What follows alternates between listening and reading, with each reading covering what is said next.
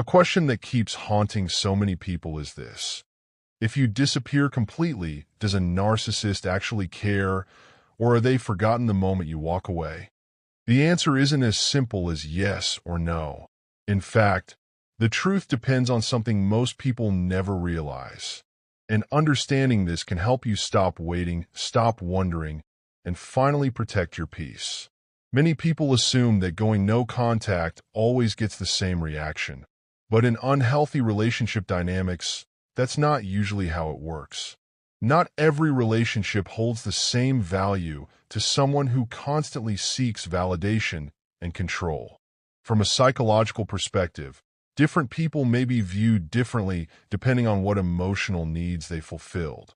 Some individuals are only seen as temporary sources of attention. They may be appreciated for a season, but once that connection ends, there may be very little effort to restore it. It's not always personal. Sometimes the person simply moves on to another source of validation without looking back. But there is another kind of relationship that often creates a very different response. If you were deeply invested, consistently supportive, emotionally available, and always trying to make the relationship work, your absence may be noticed much more. If you were the one who listened, forgave repeatedly, overlooked broken boundaries, and continued giving even when your own needs were ignored, your silence can leave a noticeable gap. Now imagine this. The relationship ends, and instead of chasing, arguing, or seeking revenge, you quietly walk away. You don't create drama. You don't spend your energy exposing them. You simply close the chapter and protect your peace. That kind of silence can be confusing for someone who expected emotional reactions. When there is no anger to feed on, no endless conversations, and no emotional access, they may begin wondering whether they can still influence you.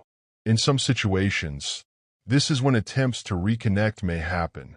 They are not always driven by genuine accountability or lasting change. Often, they are attempts to see whether the emotional connection still exists or whether they can regain the attention and reassurance they once received.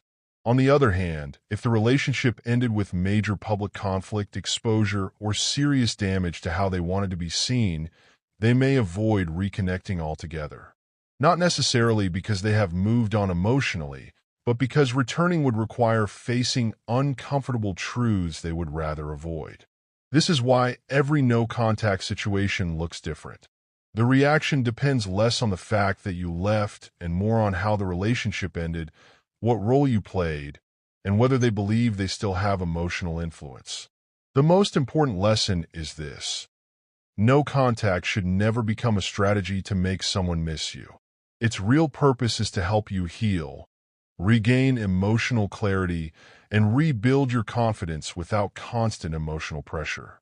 When your focus shifts from wondering if they'll come back to creating a healthier future for yourself, you begin taking back the power that was slowly slipping away.